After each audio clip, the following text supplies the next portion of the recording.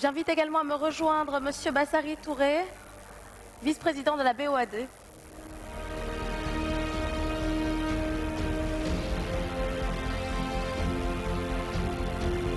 Et M.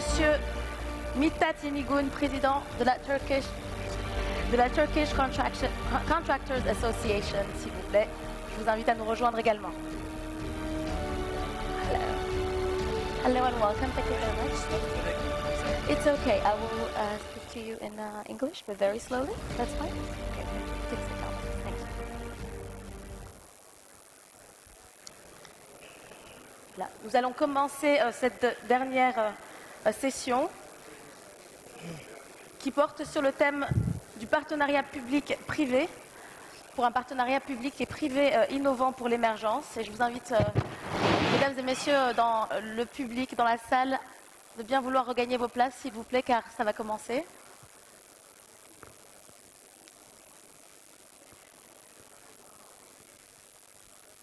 Comment allez-vous? Ça va? Vous allez bien? I'm first going to let you talk. I'm going to give you the floor first, and you're going to talk about your experience in South Korea. Yes. On va démarrer cette session. Je vous invite donc à vous asseoir assez rapidement, s'il vous plaît. Ma première question, je vais la poser à M. Lee Ju-young, vice-président de l'Assemblée nationale de Corée. Mr. Lee Ju-young. Mr. Lee Ju-young, merci d'être ici avec nous aujourd'hui. Je voudrais que vous nous parliez un peu de l'expérience de la Corée du Sud et comment l'Afrique peut apprendre de votre expérience afin de trouver des voies beaucoup plus novatrices pour une coopération entre le secteur privé et le secteur public. Merci. J'aimerais bien m'exprimer pour dire mes remerciements au président Macky Sall de m'avoir invité à cette conférence.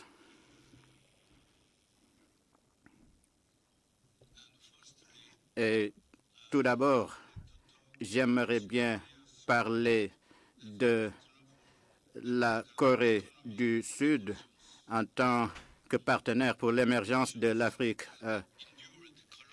Ma nation a traversé une période coloniale et a traversé les rigueurs de la guerre. La Corée est connue comme le seul pays qui a atteint de façon réussie un produit de $30 000 à $60. Donc, je considère que la Corée est le pays le plus convenable pour devenir un modèle pour l'émergence des pays africains. Depuis que la Corée dirige les TIC au niveau mondial et qu'elle a apporté des innovations dans le domaine de la révolution industrielle, je suis confiant que la Corée peut devenir un compagnon important pour l'émergence des économies africaines, spécialement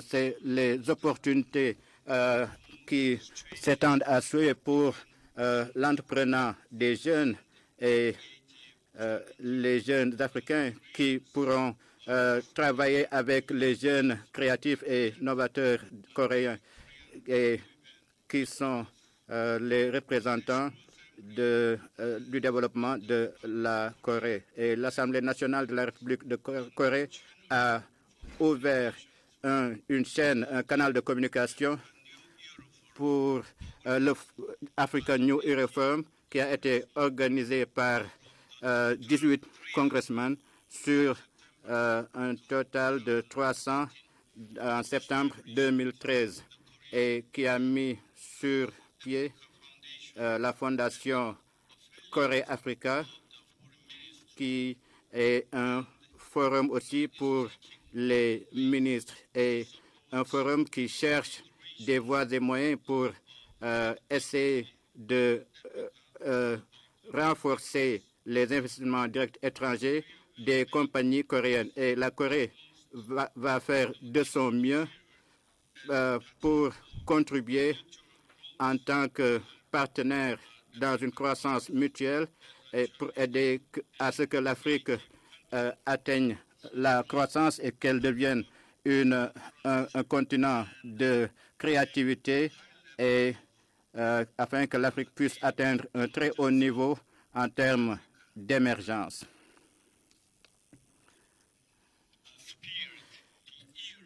Et maintenant, la Corée est aux commandes vraiment en ce qui concerne le développement industriel. J'aimerais insister que l'économie coréenne se porte très bien et ne cesse de croître. Juste un instant, s'il vous plaît.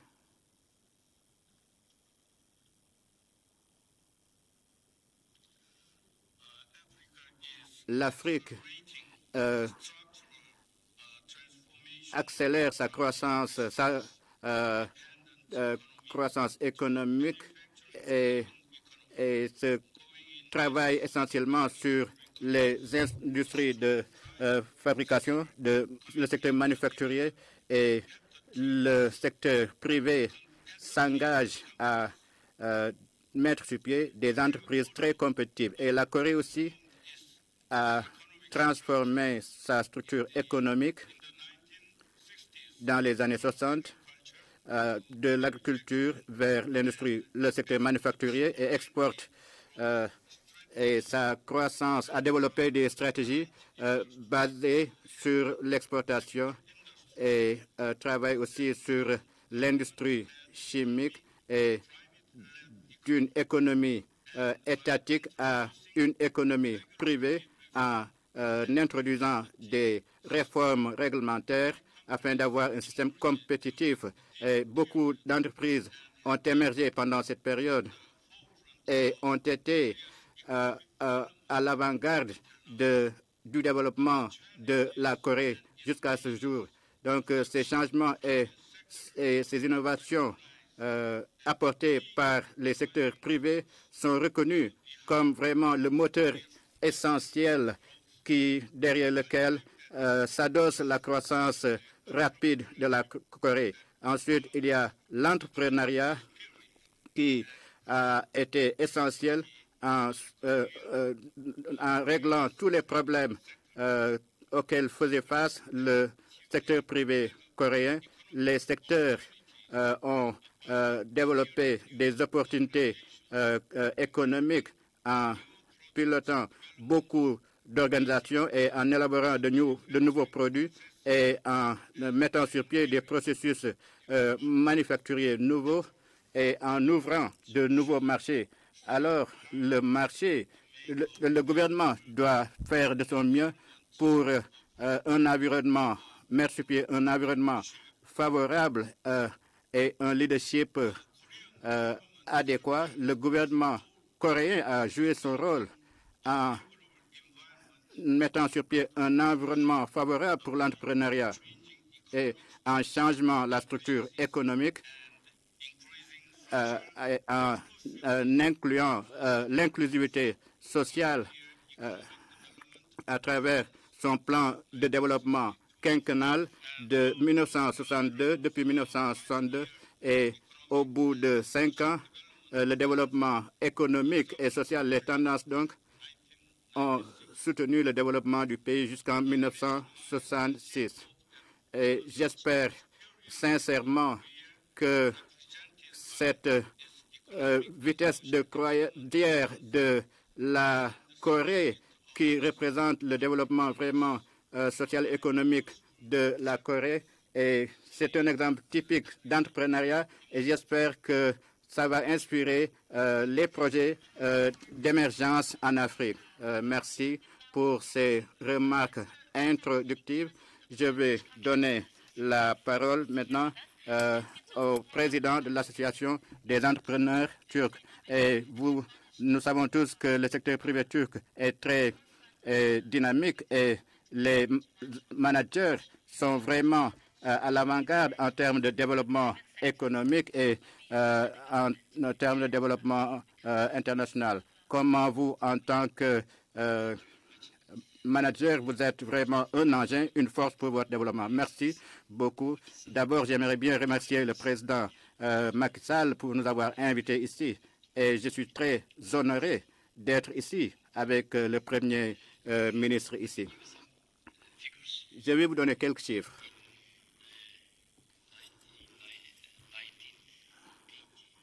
En 1983, notre capacité était de 300 millions de dollars et le gouvernement du Premier ministre a décidé d'augmenter les revenus du tourisme et a travaillé sur les motivations. 40% donc, ont été alloués aux investisseurs et 43 milliards de dollars ont été récoltés. Pour le bâtiment,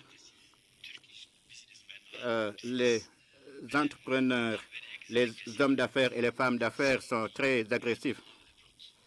Et même à l'étranger. Et à l'époque, on avait 1,8 milliard de dollars. Maintenant, nous en sommes à 30 milliards de dollars. Comment avons-nous fait? Par exemple, d'abord, notre gouvernement, surtout notre président, nous a beaucoup assisté, nous a toujours assisté. Comme l'a dit le Premier ministre, le gouvernement ne doit pas être généreux avec les entreprises qui travaillent avec le profit, parce qu'il y a toujours une question d'investissement là-bas. Par exemple, au cours des 30 dernières années, notre capacité en électricité a doublé, en énergie a doublé. C'était 38 mégawatts, maintenant nous en sommes à 84 mégawatts. Et c'est fait pour la plupart par les entrepreneurs. C'est rendu possible par les entrepreneurs. L'énergie et l'industrie, c'est comme ça. Maintenant, quand il s'agit des pays étrangers, nous pensons que nous ne sommes pas des concurrents avec le Sénégal, avec aucun pays. Nous sommes des partenaires par contre. Et nous voulons que ce soit un partenariat win-win, pas juste pour nous seuls. Je vais vous donner un exemple avec le Cameroun. Par exemple, avec les stades. Nous avons 40 000 personnes qui travaillent là-bas et 8 000 personnes sont du Cameroun. 14 000 et nous en avons 8 000 qui sont camerounais et ils acquièrent l'expérience, l'expertise. Et au Sénégal, par exemple, la plupart des entreprises travaillent avec nous et le président en est très heureux. Par exemple, avec l'aéroport, nous sommes tous passés par l'aéroport et l'aéroport a été réalisé par les entreprises turques et c'est devenu opérationnel. Et en termes de bureaucratie, et la bureaucratie se rapproche de vous, Monsieur le Président, pour toute l'Afrique. Et ça, c'est très coûteux pour vous. Et si ça coûte beaucoup, ça devient vraiment un fardeau. Il faut essayer d'alléger la bureaucratie, de rendre les choses beaucoup plus simples. Il ne faut pas être jaloux des investisseurs ou bien des entrepreneurs. Par exemple, ce bâtiment, nous l'avons construit, chers amis, en 8 mois. C'est un record. C'est un record. Si nous travaillons ensemble, nous allons réaliser des choses. Nous sommes venus en Afrique, peut-être il y a une dizaine d'années, et le montant, c'est vers 66 000 milliards de dollars en Afrique. Il y a beaucoup de choses pour améliorer les conditions de vie. Merci beaucoup. Merci beaucoup. Merci pour ces remarques. Il vous a interpellé sur la bureaucratie dans le pays. Il faut faciliter les choses pour les entreprises internationales. Je vais à présent m'adresser à vous, Monsieur Bassirou Touré, qui représentez la Banque ouest-africaine de développement. Alors, la Banque ouest-africaine de développement s'est jusqu'ici illustrée positivement dans la construction, la réalisation d'infrastructures dans l'espace UEMOA. J'aimerais savoir dans quelle mesure est-ce que l'intégration économique, qui est une question dont on parle à chaque forum de ce type aujourd'hui en Afrique, l'intégration économique africaine peut contribuer à une émergence plus rapide et plus efficace. Merci beaucoup, Madame la modératrice. Les hautes autorités politiques, les très hautes autorités politiques ont fixé le cap de la vision ce matin. Et la BAD, le PNUD et le secteur privé aussi ont donné des orientations très claires par rapport à des actions à mener. D'une façon générale, nous nous inscrivons dans cette perspective-là. Je commencerai par dire d'abord que le schéma institutionnel de la BOAD, ça s'inscrit avec la commission de l'UEMOA qui s'occupe des politiques économiques, avec notre banque centrale qui gère la monnaie et la BOAD qui s'occupe du financement du développement. Alors, émergence économique, ça sous-tend une croissance dans la durée, une croissance forte et dans la durée, et ça sous-tend aussi des investissements massifs, notamment des interconnexions en matière d'énergie ou de route, qui sont extrêmement importants. Ceci, évidemment, est basé sur un capital humain qui est renforcé et qui peut faire face à ce défi de l'émergence économique. Pour illustrer un peu les activités de la BOAD, nous avons fait quelques projets emblématiques. Je citerai l'aéroport international Blaise Diagne. Nous avons participé à son financement. La modernisation de l'aéroport Houphouët-Boigny, nous sommes dedans. Les extensions et la modernisation des ports d'Abidjan, de Lomé, de Dakar, de Cotonou, de Bissau, nous sommes encore dedans. Maintenant, notre plan stratégique nous commande d'investir dans des grands projets structurants d'envergure nationale ou régionale. Alors, comment la BOAD peut être innovative ou comment la BOAD peut contribuer à renforcer ce processus? Je commencerai par dire d'abord que la BOAD va jouer sur son effet multiplicateur. Ça veut dire quoi? Chaque franc CFA investi dans le capital de la BOAD permet de financer 25 francs CFA de projet. Ça veut dire aussi que chaque financement d'un franc CFA donné à la BOAD permet de financer 2,8 francs CFA d'infrastructure. Donc, l'effet de levier, donc, et la BOAD va renforcer son rôle structurant d'animation des marchés, donc, à travers les arrangements de financement, et avec le secteur privé comme avec le secteur public.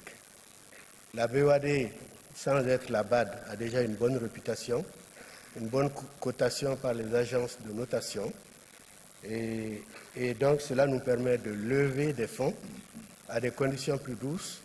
Nous avons une expertise aussi qui permet de rassurer nos clients.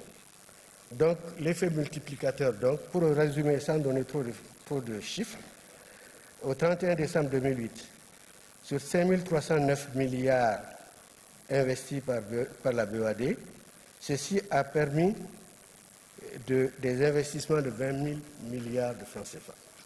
Je pense que c'était assez important de souligner cet aspect-là. Notre actionnariat, c'est la Banque centrale, c'est les 8 pays de l'UEMOA, c'est aussi nos partenaires comme la France, la BEI, la KfW, et la Chine, l'Inde, le Maroc. Et donc, élargir la base de financement de la BOAD, c'est appeler d'autres partenaires à participer à ce financement-là. À ce titre, nos partenaires asiatiques pourraient valablement participer donc, au capital de la BOAD. Et à ce titre aussi, la BOAD peut valablement répondre aux appels de financement pour des projets de délocalisation industrielle de l'Asie. Cela se fait déjà dans certains pays avec l'Afrique et je pense que nous pourrions aussi le faire. Alors, la fin parce qu'on est... Ah, ok. Alors, donc je vais y aller assez rapidement. Nous pouvons aller dans l'innovation avec les énergies renouvelables. Ce matin, nous avons bien apprécié ce que la BAD a dit, ce que Ségolène Royal a dit. Et nous pensons que les régions sahéliennes, par exemple, pourraient constituer de grands chantiers de production d'énergie solaire. En plus de cela, la BEAD dans l'habitat social qui nous permet, la Caisse régionale de refinancement hypothécaire, qui nous permet de faire des prêts sur des délais plus longs avec des taux d'intérêt plus faibles. Et donc, tout cela peut se faire naturellement avec le renforcement du capital humain et avec la bonne gouvernance. Pour le résumer vraiment de façon compacte. Merci beaucoup, Monsieur Bassirou Touré, pour cette remarque. Et merci à vous. Et remerciez et applaudissez très fort tous nos panélistes. Monsieur Lee Yu-jong de la Corée, Monsieur Bassirou Touré de la BOAD, Monsieur Yetigun de la Turkish Corporation et Monsieur le Premier ministre de la Malaisie, Mahathir Mohamad. Merci à vous pour votre participation à cette session de haut niveau. Thank you very much all for speaking with. Merci beaucoup de nous avoir parlé avec ce matin.